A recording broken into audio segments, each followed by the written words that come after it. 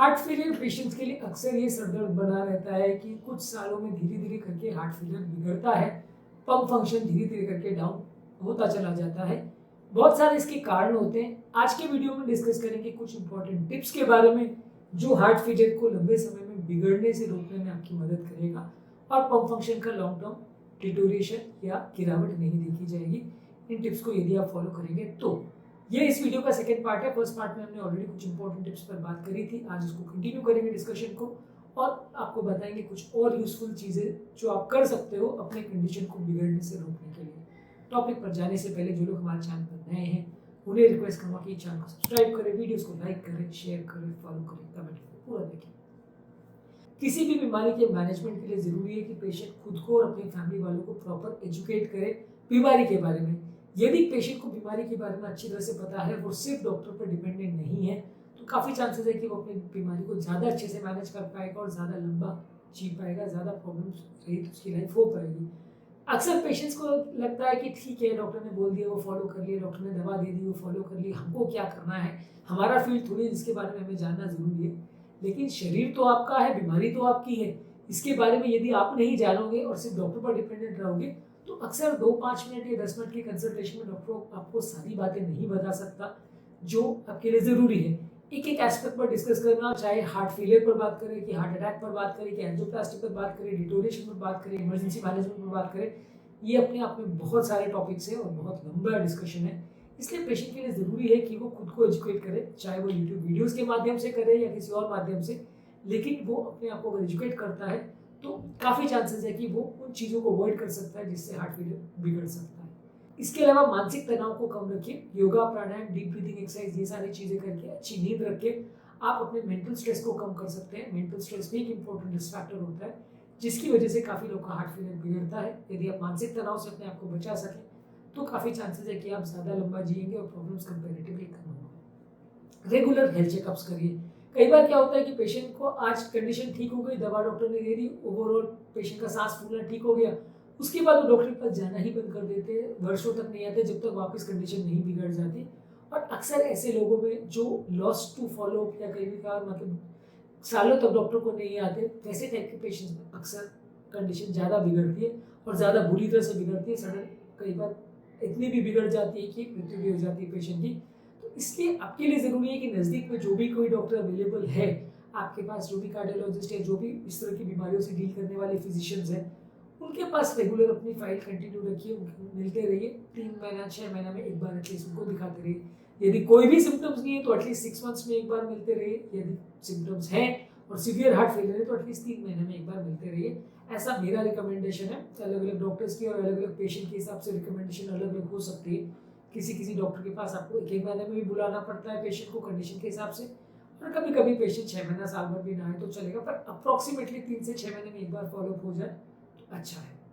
इसके अलावा आपके लिए ज़रूरी है कि अपनी फैमिली वालों को, अपने फ्रेंड्स को, रिलेटिव्स को, सबको अपनी बीमारी में इन्वॉल्व करें और सबका सपोर्ट लें। ये बीमारी या कोई भी तरह की बीमारी से निपटने के लिए आपको सबके सपोर्ट की ज़रूरत होती है। ये एक बड़ी लड़ाई है जिसको आप अकेले नहीं जीत सकते।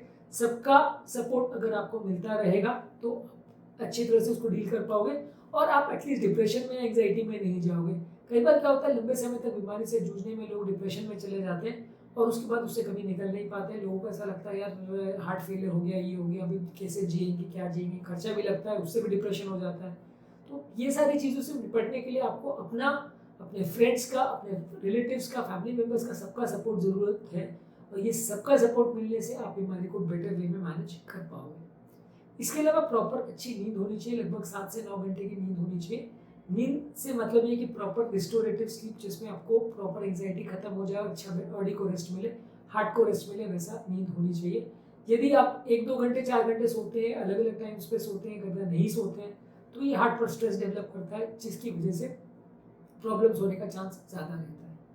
इसके अलावा सडन डिटोरिएशन के लिए प्रिपेयर रहे। कई बार क्या होता है कि बीमारी सडनली डिटोरिएट होती है, आपके घर में या परिवार में किसी को उसको मैनेज करने नहीं आता है, इमरजेंसी मैनेजमेंट पर आपको कुछ भी नॉलेज नहीं होती, तो वैसे केस में आप अनफॉर्चुनेटली कई बार फंस जाते हैं और कंडीशन डिटोरिएट हो जाती है, हॉस्पिटल पहुंचने में लेट भी हो सकता है। तो हर तरह की मेडिकल इमरजेंसी जो हार्ट फेलियर संबंधित है या हार्ट अटैक संबंधित है या बीपी, शुगर, कोलेस्ट्रॉल या कोई भी रिस्क फैक्टर जो आपको है उससे संबंधित है, तो वैसे केसेस में आपको कोशिश करनी चाहिए कि आपको और परिवार वालों को सबको उसे मैनेज करना आए।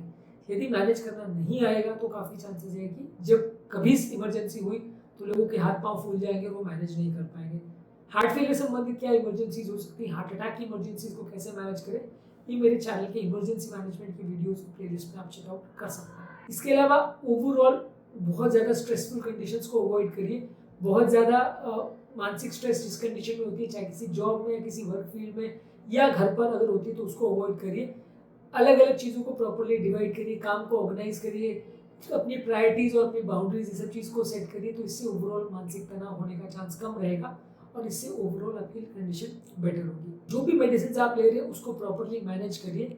कई बार लोगों के लिए सडन डिटोरेशन का कारण ये बनता है कि कभी दवा मिस हो जाती है, कभी दवा एक्स्ट्रा ले लेते हैं, कभी दवा डबल डोज हो जाता है, ट्रिपल डोज हो जाता है, कभी कभार कोई दवा गलत ले लेते हैं, ये दवा लेनी होती है उसके बदले दूसरी ले लेते हैं। तो ये सारी चीज़ें गलतियाँ कई बार डिटोरेशन का कारण बनती है। तो आपको कोशिश ये करनी है कि दवाएं प्रॉपर मैनेज की जाए, किस तरह से दवा कौन सी लेनी है, कितने डोज में लेनी है, वो सारी चीज़ें प्रॉपरली मैनेज हो। खासकर उम्रदराज पेशेंट में, उम्रदराज पेशेंट में कई बार उनको दिखाई नहीं देता प्रॉपर, सुनाई नहीं देता प्रॉपर, तो इस सब चक्करों में कई बार वो दवाइयों को मैनेज नहीं कर पाते हैं, गलतियाँ कर देते हैं। तो ये सब चीज़ों का विशेष ध्यान रखने की ज़रूरत है ताकि आपको सडन डिटोरेशन ये सब कारणों से ना हो।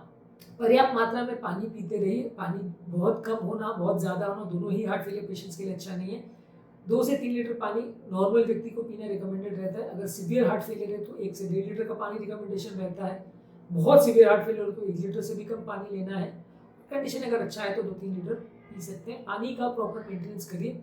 पानी सही मात्रा में बॉडी में हो तो अच्छा है, बहुत कम या बहुत ज़्यादा पानी दोनों ही सडन डिटोरेशन का कारण बनता है, जिसमें आपकी कंडीशन बिगड़ सकती है।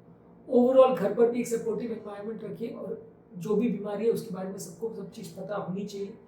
इसके अलावा अगर आपको कोई ऐसी कंडीशन है या प्रॉब्लम्स है, कोई वाल्व की डिजीज़ है या कोई छेद का प्रॉब्लम है या कोई हार्ट के ब्लॉकेजेस का प्रॉब्लम है जिसको कोई ट्रीटमेंट या सर्जरी की ज़रूरत है, तो उसको प्रॉपरली मैनेज करिए और ट्रीट करिए, क्योंकि ये सारी चीज़ें हैं जिसकी वजह से सडनली आपकी हालत बिगड़ती है और आपका हार्ट फेलियर जो कई सालों से स्टेबल चल रहा था सडनली बिगड़ जाता है। तो वो सारी जो बीमारियां हैं जो आगे जाके आपको परेशान कर सकती हैं, अगर उनका कोई परमानेंट सोल्यूशन पॉसिबल है तो उनको ट्रीटमेंट करिए। उसके ट्रीटमेंट में यदि आप लापरवाही करते हैं तो फिर बाद में जाके आपको पछताना पड़ेगा। बीमारियां अपने आप ठीक नहीं होती हैं। नलियों के ब्लॉकेजेस या वाल्व की प्रॉब्लम या छेद की प्रॉब्लम दवाइयों से कुछ हद तक मैनेज किए जा सकते हैं, पूरी तरह से ठीक नहीं होती है। तो इसलिए आपको इसमें अगर ज़रूरी है और डॉक्टर आपको कह रहे हैं तो फिर उसके लिए जो भी ट्रीटमेंट ज़रूरी है वो करवाना ज़रूरी है।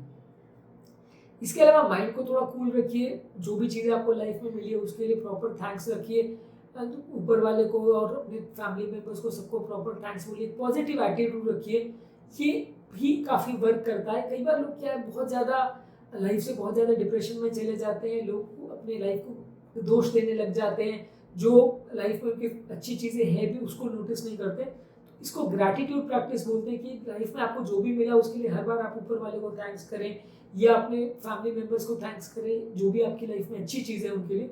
तो इससे भी एक पॉजिटिव माइंडसेट क्रिएट होता है जो कि लंबे समय में बीमारियों से लड़ने में मदद करता है।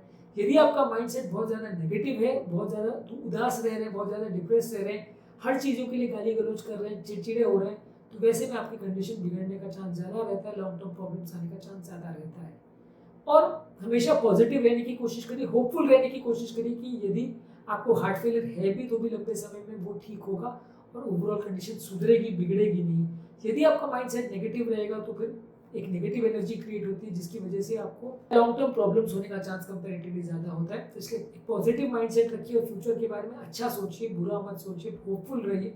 इससे भी कई बार फर्क पड़ता है। वैसे तो सुनने में अटपटी सी लगी कि यार ब्रेन में आप अगर अच्छा सोचोगे या अच्छे विचारधारा रखोगे तो उससे हार्ट के फेलियर में क्या फ़र्क पड़ेगा, पर कई बहुत सारी चीज़ें कॉन्शियसली या सबकॉन्शियसली हमारे पूरे शरीर को अफेक्ट करती हैं।